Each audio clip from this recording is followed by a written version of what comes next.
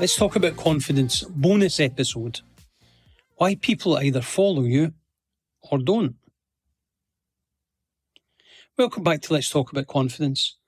I'm John M. Walsh, and if you've been listening to the earlier episodes, you'll know that confidence isn't something you build by thinking differently.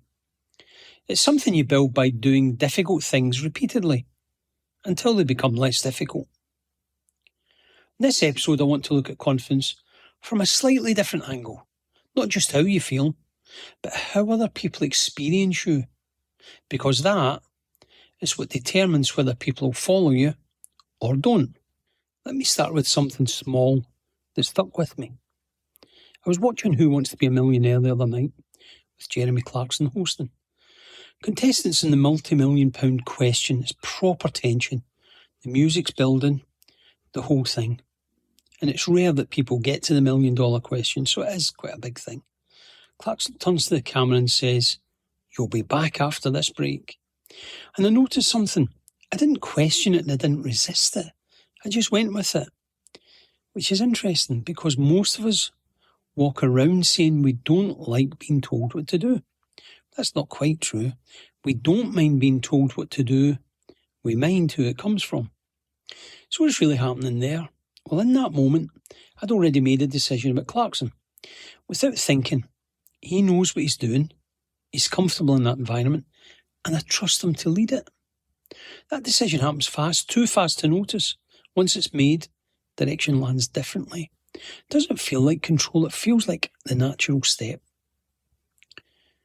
So now flip this around. The same words, a different person. Someone who's maybe inconsistent, someone you don't quite trust.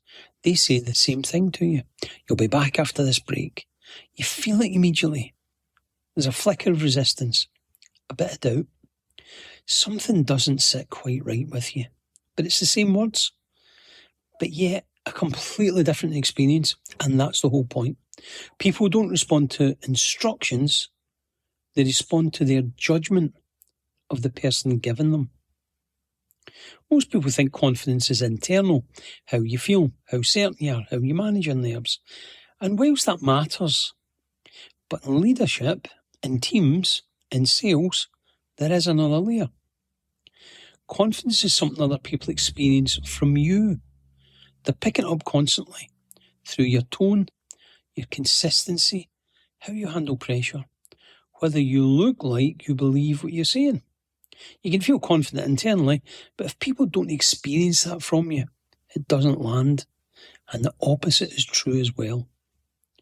So what the research tells us, this isn't just observation. There's solid research behind it. Meyer, Davis and Schurman showed that trust, and therefore willingness to follow, comes down to three things: ability, benevolence and integrity. Do you know what you're doing? Are you acting in my interests? Do you behave consistently? If you miss one of them, the trust drops. And with it, people will stop following you. You see this every day. A manager gives a clear instruction, makes total sense, and still it doesn't land. Gets delayed, half done, quietly ignored. And the instinct is to push harder. Often the issue isn't the instruction. It's the confidence people have in the person giving it. And there's this thing about being liked and why being liked isn't enough. A lot of people think that if the team like me, they'll follow me. It kind of sounds right, but it isn't. You can be well liked and still be ignored. Because liking creates comfort, not action. What drives action is trust, consistency, and perceived intent. And this is the shift. Real confidence, the kind that moves people, it isn't sort of loud and shouty. It's not like you giving a performance. What it is, what people see, is it's steady, predictable, and grounded. It's the sense that when you speak, you understand, you mean it, and you'll stand behind it and them. Think of someone you'd follow without hesitation. Then think of someone you wouldn't. What's the difference? It's not intelligence. It's not job title. It's how they show up, how consistent they are, and how they make you feel when they speak.